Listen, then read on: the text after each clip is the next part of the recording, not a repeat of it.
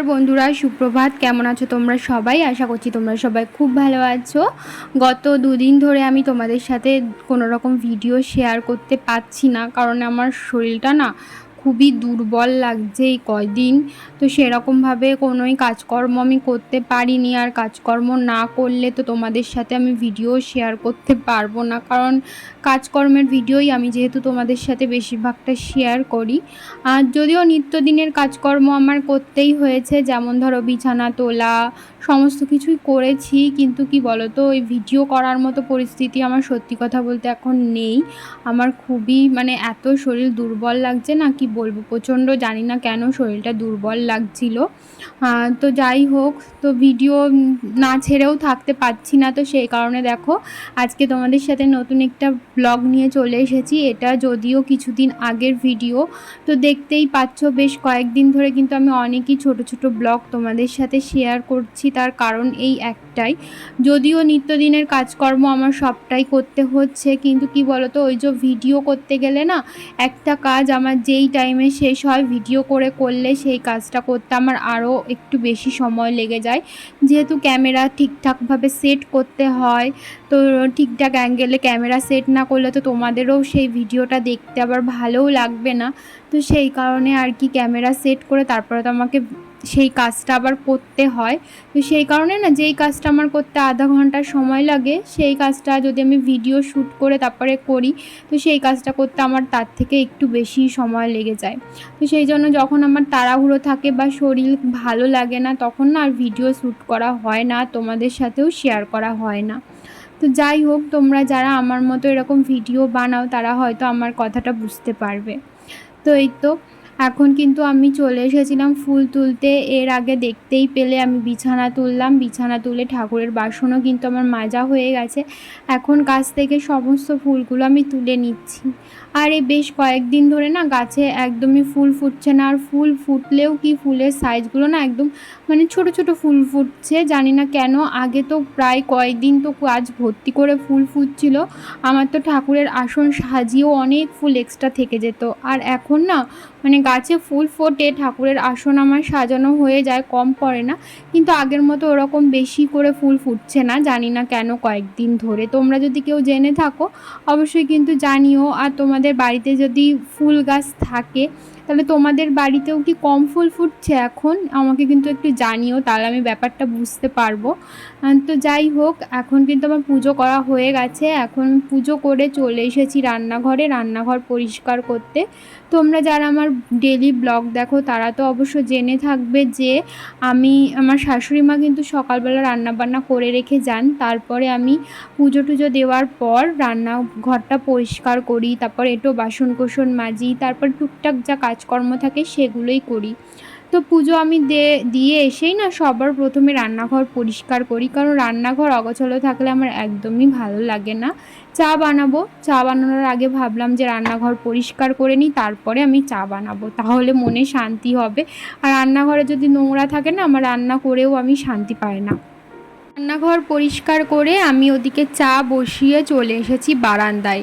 কালকে বিকেলে না প্রচণ্ড পরিমাণে বৃষ্টি হয়েছিল, খুব বৃষ্টি হয়েছিল। আর আমাদের এই বারান্দাতে না একটু যদি বৃষ্টি হয় তাহলে জল জমে যায়। আর কালকে তো প্রচুর বৃষ্টি হয়েছিল, তো সেই কারণে বেশি পরিমাণে জল জমে গেছে, দেখতেই পাচ্ছ কত জল জমে গেছে, পুরো পায়ের পাতাটা ডুবে যাচ্ছিল। তো সেই জলগুলোই আমি এখন বালতির মধ্যে তুলে তুলে ফেলছিলাম, কারণ এখান থেকে জল পাস হওয়ার কোনো জায়গা নেই। যখনই জল জমে যায়, বৃষ্টির জল পড়ে জমে যায়, তখনই কিন্তু আমাদের এইভাবে জল চেঁচে চেঁচে তুলে তারপরে ফেলতে হয়। তো দেখো, এখান থেকে মিনিমাম আমি 20-25 বালতি জল আমি বাইরে ফেললাম। আর তোমরা হয়তো বললে বিশ্বাস করবে না, কিন্তু এটাই সত্যি। বাইরে আমি 20-25 বালতি জল চেঁচে চেঁচে আমি ফেলেছি, বারান্দার ওই পাশ থেকে রাস্তায় ফেলে দিয়েছি। যাই হোক, সমস্ত বারান্দাটা কিন্তু একদম পরিষ্কার হয়ে গেছে। আর একটু একটু জল ছিল, জল বলতে কি ভিজা ভিজা ছিল। তো আজকে যা রোদ উঠেছে, তো সেই রোদের তাপেই ওই ভিজাটুকুনিও শুকিয়ে যাবে। তো তারপরে আমি চলে এসেছিলাম রান্নাঘরে। চাটা তো আমি বসিয়েই রেখে গেছিলাম, আর গ্যাসটা একদম আস্তে করে দিয়ে গেছিলাম। তো দেখো, চা কিন্তু একদম এদিকে হয়ে গেছে। আর আমি দুধ চা করলে না লিকারটা একটু বেশি দিই, দুধ চায়ে লিকার খেতে আমার বেশি ভালো লাগে। আর ওদিকে আমি বসিয়ে দিয়েছিলাম দুধ জাল হতে, দুধ জালও হয়ে গেছিলো, চাও হয়ে গেছিলো।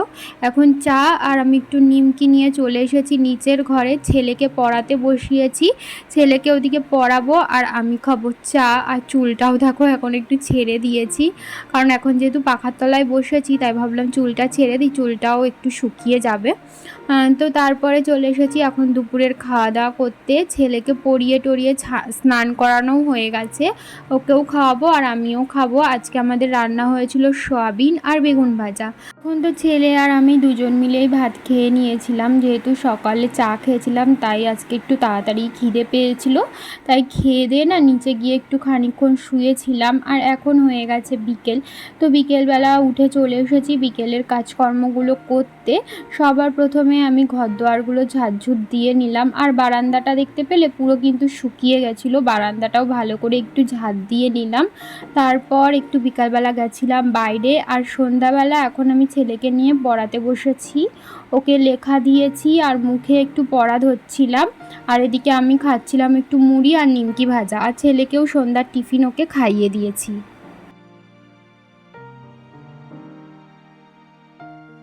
এখন ঘড়িতে বাজে ওই 8টা মতো। শ্বশুরমশাই বাজার থেকে মাছ নিয়ে আসলেও কাতলা মাছ, তো দেখতেই পাচ্ছ অনেক বড় সাইজের মাছ কেটে পিস পিস করে নিয়ে এসেছে, মুড়োটা দেখে তোমরা বুঝতেই পারছো। আর এই পাশে টিফিন বাটিটার মধ্যে রয়েছে মাছের তেল, সেই মাছগুলো আমি সমস্তটা এখন ধুলাম, ধুয়ে নুন হলুদ দিয়ে মাখিয়ে কন্টেনারে ভরে রাখে ফ্রিজে রেখে দেবো। আমাদের না একবারে যখন মাছ আনা হয় বেশি করেই মাছ আনা হয়, যেহেতু সকালবেলা আমার হাজব্যান্ড খেয়ে দিয়ে কাজে বেরায়, আর অত সকালে তো বাজার থেকে মাছ এনে তারপরে রান্না করা সম্ভব হয় না, তো সেই কারণে মাছ এনে রাখা হয়। তো আগের থেকে ধুয়ে নুন হলুদ দিয়ে মাখিয়ে রেখে দিলে না সকালবেলা উঠে চটজলদি রান্না করে নেওয়া যায়, তো সেই কারণেই আর কি। তো যাই হোক, ওদিকে তো মাছটা আমি ডিপ ফ্রিজে ঢুকিয়ে রেখেছি, আমি ওদিকে মাছ ধুচ্ছিলাম আর এদিকে কিন্তু শাশুড়ি মা রান্না করছিল ঘুগনি। শাশুড়ি মায়ের কিন্তু ঘুগনি রান্না হয়ে গেছে। আজকে রাত্রে আমাদের হয়েছিল ঘুগনি আর লুচি, আজকে যেহেতু নিরামিষ ছিল তো সেই কারণে আর কি। তো ওদিকে শাশুড়ি মা প্রায় অনেকগুলোই লুচি ভেজে ফেলেছেন, এখন আমি মাছটা ধুয়ে এসে আমিও একটু লুচি বেলে দিচ্ছিলাম, আর ওদিকে শাশুড়ি মা ভাজছিলেন। যেহেতু অনেকগুলো মাছ না, তো সেই কারণে ধুতে আমার অনেকই টাইম লেগে গেছে। আর মাছ ভালো করে না ধুলে না মাছ থেকে কেমন একটা আষ্টে আষ্টে গন্ধ বেরায়, সেটা খেতে একদমই ভালো লাগে না। তো সেই কারণে আমি যখনই মাছ ধুই একটু সময় নিয়ে একটু ধুই, হাতে সময় নিয়ে একটু আস্তে আস্তে ভালো করে ধুই, যাতে মাছ থেকে আষ্টে আষ্টে গন্ধ বেরায়। তো এইদিকে দেখো আমার কিন্তু লুচি বেলা হয়ে গেছে সমস্তটা, এখন কিন্তু শাশুড়ি মা এক এক করে লুচিগুলো ভেজে নিচ্ছে। তো অনেক দিন বাদেই আজকে আমাদের বাড়িতে লুচি করা হলো। আসলে যা গরম পড়ছে এই গরমের মধ্যে এই ভাজা পোড়া খেতে একদমই ভালো লাগে না, কিন্তু তাও আমার না অনেক দিন ধরেই সত্যি কথা বলতে লুচি খেতে ইচ্ছা করছিল। তো সেই কারণেই আজকে দুপুরবেলা আমি বলেছিলাম যে মটর তো বাড়িতে রয়েছে, তাহলে রাত্রেবেলা একটু লুচি আর ঘুগনি বানানো যাক। তো মটরটা আমি দুপুরে ভিজিয়ে রেখেছিলাম, তো সেই কারণে এই যে দেখো এখন আমি রাতের খাবার নিয়ে বসে পড়েছি। ছেলেকেও কিন্তু আমি খাইয়ে দিয়েছি, তারপরে আমি আমার খাবার নিয়ে বসেছি। আর ঘুগনির মধ্যে একটু লেবু দিয়ে নিচ্ছিলাম, তাহলে ভালো লাগে, আর একটু শশা কুচিয়ে নিয়েছি। তাহলে বন্ধুরা চলো আজকের মতো ভিডিওটা এই পর্যন্তই রাখছি, তোমাদের সাথে আবারও দেখা হবে পরবর্তী ভিডিওতে। ততক্ষণের জন্য তোমরা ভালো থেকো, সুস্থ থেকো, আর আমার এই ছোট্ট একটি চ্যানেলের পাশে থেকে আমাকে একটু সাপোর্ট করো, যাতে আমি তোমাদের হাত ধরে অনেকটা দূর এগিয়ে যেতে পারি। তাহলে চলো আজকের মতো এখানেই টাটা, শুভরাত্রি, আবারও দেখা হবে পরবর্তী ভিডিওতে।